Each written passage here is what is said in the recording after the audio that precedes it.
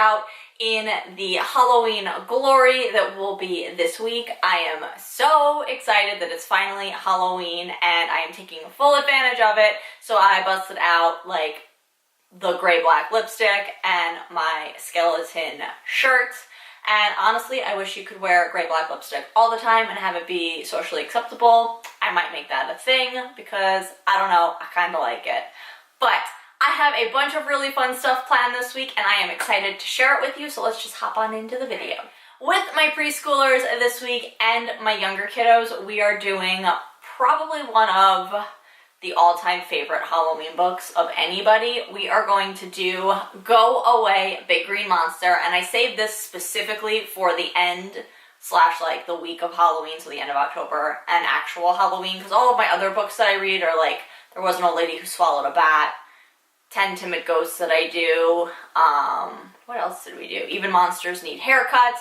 They're all Halloween and like spooky based, but like this is a legitimate monster. Plus, I love this book because the kids get so into it. So I'm sure you all know this is an amazing book by Ed Emberley, and it is all about basically like facing your fears, and I love that for the kids because some of my little kiddos are a little bit afraid of this monster sometimes, so they really like being able to scream "Go away big green monster" at him, and I just find this to be a really cute book to do this time, at this time of year. Plus I really like the illustrations and how it kind of just starts off and slowly reveals the monster as you continue on with the storybook. They do a lot of really good descriptive language, especially for little kids. Like just having those few descriptor words in there are very helpful, I have found. So, like I said, I am pumped to read this with the little kids. I think they're going to love it. I actually have 3 or 4 kids in the preschool class that were in the class last year, and it was like one of their favorite books, so I know they're very excited to do it again. To go along with my Go Away Big Green Monster book, we always do the felt board story retell. So as I'm reading the book, I have the kiddos come up and put all of the pieces on, and then as we tell each piece to go away, I have another child come up and take the piece off. Really great at following directions. Really good at like identifying, you know, facial parts.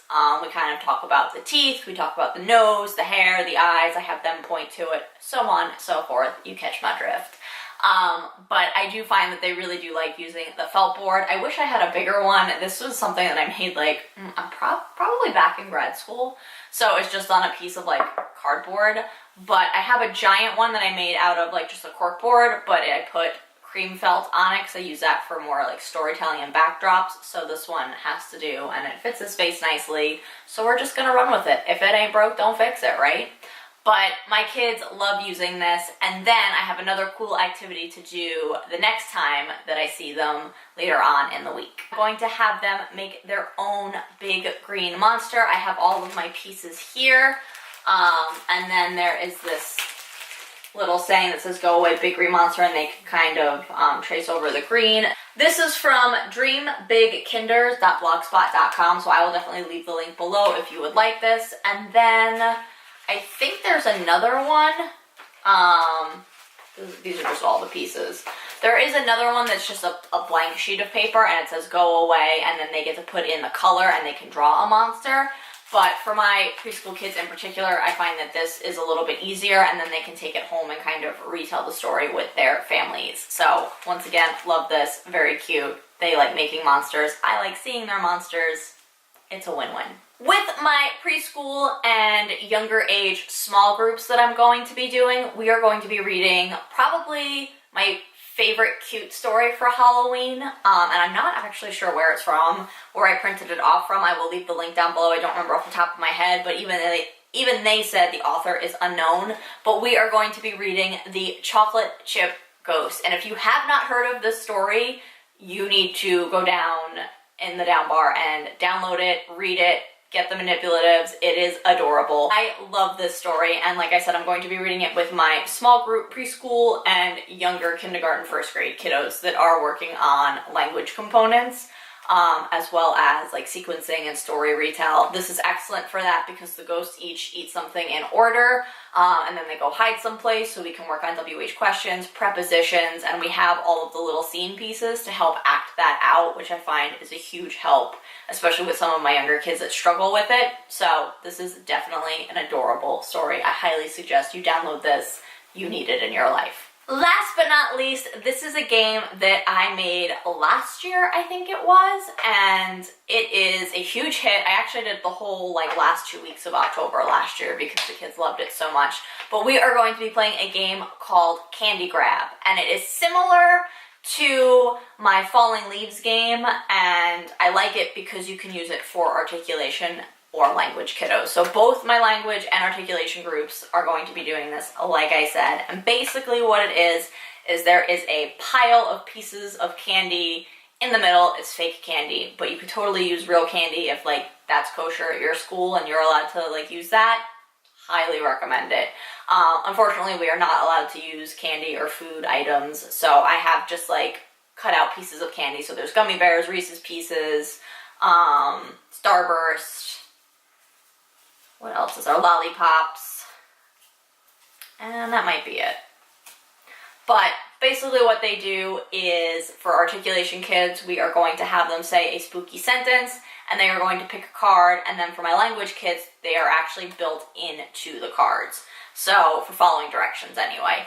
So they'll have take an orange gummy candy, then they have, so we have one-step directions, then we've got ones take 2 peanut butter cups, take a yellow chewy candy and a pink lollipop, and they have to follow it in that order, but they're trying their hardest not to get the healthy apple slices, because if they get the healthy apple slices, they have to put all their candy pieces back in the middle and start all over. So essentially they're going trick-or-treating around door to door, and the house that ends up giving them the healthy apple slices, they have to then put all their candy back and then start over.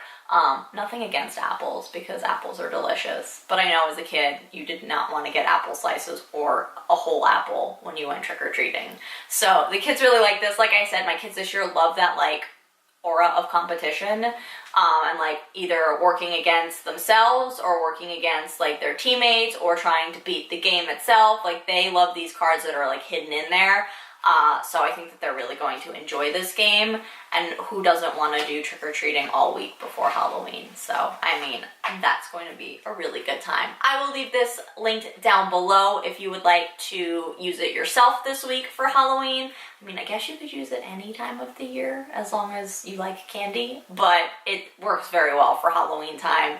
And like I said, all of my kids have always loved it, so hopefully these kids like it just as much as everyone else always has. I'm pumped for it. That's everything that I have for this week in speech. This is actually a really exciting week. We are finishing up Red Ribbon Week. We started last week, so I think Monday, tomorrow is Red Day or something, school color day. Don't quote me. I don't know what Tuesday is. Wednesday is Orange and Black Day, and I am going to be dressing up as Lydia Dietz from Beetlejuice, so I am so excited to show you all that costume because I got the most comfortable dress in the entire world. I am so excited about it.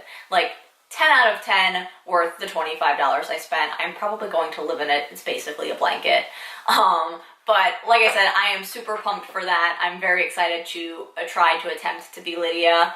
And we will see. I know all the kids are super excited for Halloween. I'm not sure if they are going to be dressing up in costumes or if they're just going to be doing black and orange, but I will definitely show you in my weekly vlogs because we are ending it this week. Wednesday will be the last day.